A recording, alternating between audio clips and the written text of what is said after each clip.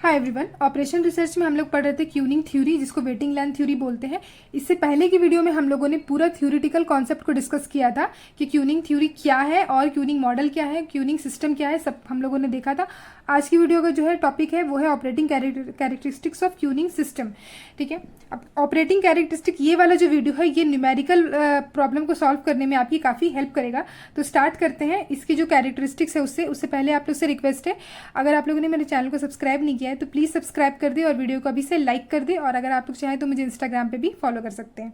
Okay, सो सबसे पहला जो कैरेक्टरिस्टिक्स है वो है क्यू लेंथ।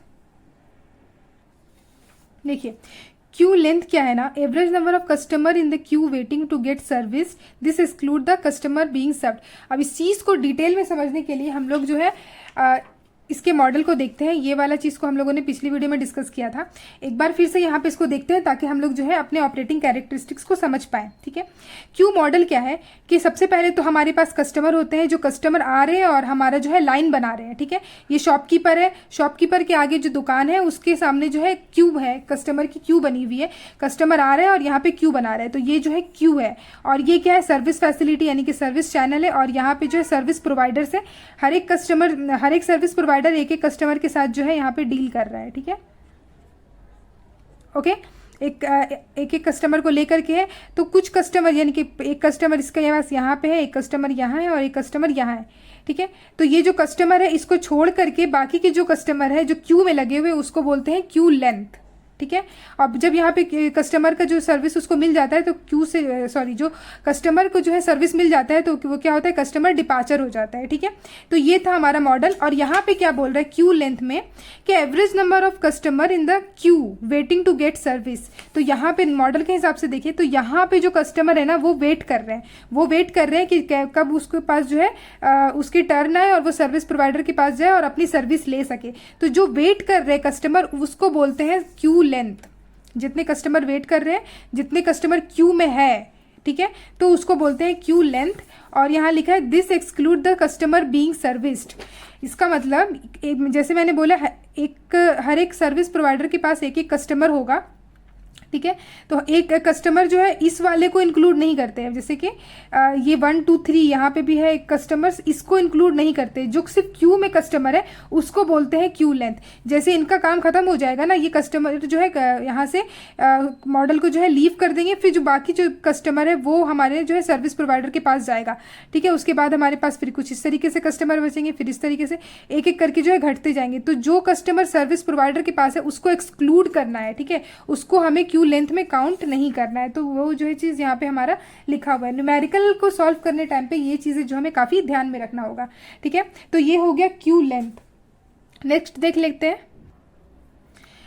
हाँ, नेक्स्ट है हमारा सिस्टम लेंथ यानी कि एल एस। ये जो है मैंने गलत लिख दिया था, यहाँ पे एल क्यू होगा, क्यू लेंथ यानी एल क्यू, सिस्टम लेंथ यानी कि एल एस। ठीक है, ये क्या है, average number of customer in the system including those waiting as well as those being served.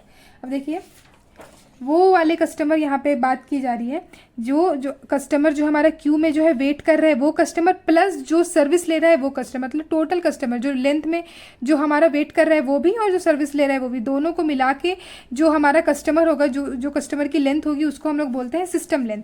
ये जो पूरा सिस्टम है इन दोनों को मिला करके जो हमारे पास कस्टमर की जो लेंथ है वो बोलते हैं हम लोग उसको सिस्टम लेंथ। नेक्स्ट आ जाते हैं हम लोग।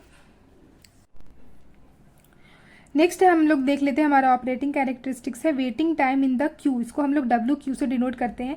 ये कहता है कि the average time for which a customer has to wait in the queue to get service. ठीक है, अब देखिए हम लोग मॉडल को देखें तो जो कस्टमर जो क्यू में है ये हमारा ये है क्यू।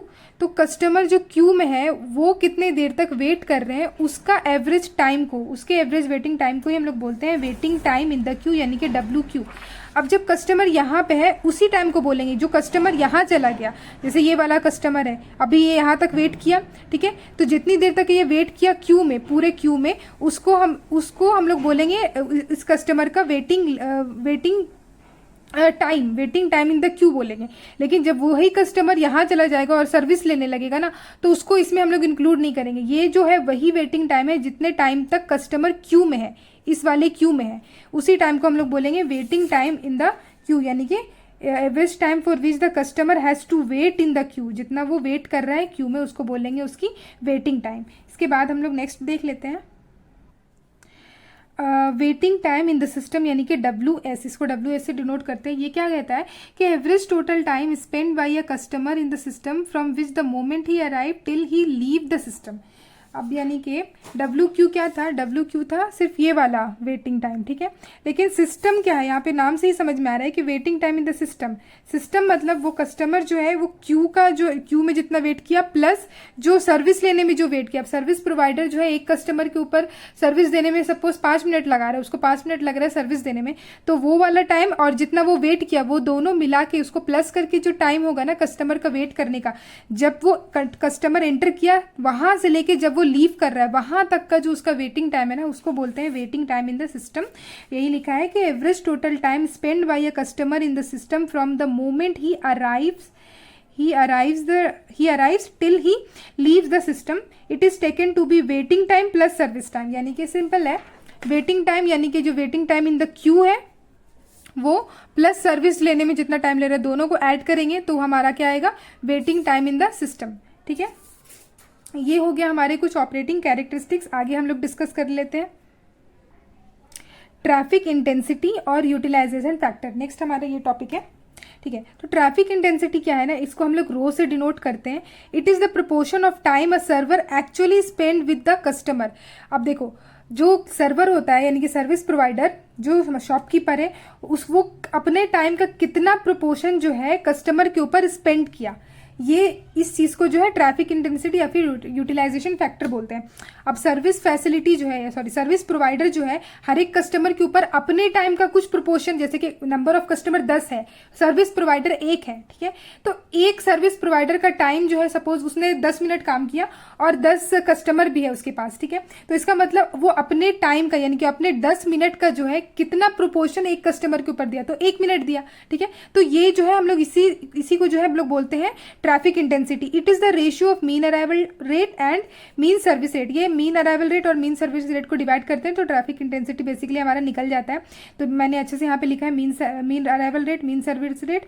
मीन अराइवल रेट क्या है अगर आप लोग भूल गए तो मैं बता देती हूँ। मीन अराइवल रेट यानी कि number of customer arriving per unit of time, यानी कि एक यूनिट ऑफ टाइम पे कितने कस्टमर जो है हमारे शॉप पे आ रहे हैं, यानी कि कितने कस्टमर जो हमारी क्यू पे आ रहे हैं उसको हम लोग बोलते हैं मीन अराइवल रेट। और मीन सर्विस रेट हुआ कि कितने number of customer served per unit of time, के 1 मिनट पे या फिर 1 सेकंड में या 1 घंटे में कितने कस्टमर सर्व हुए उसको हम लोग बोलते हैं मीन सर्विस रेट, ठीक है।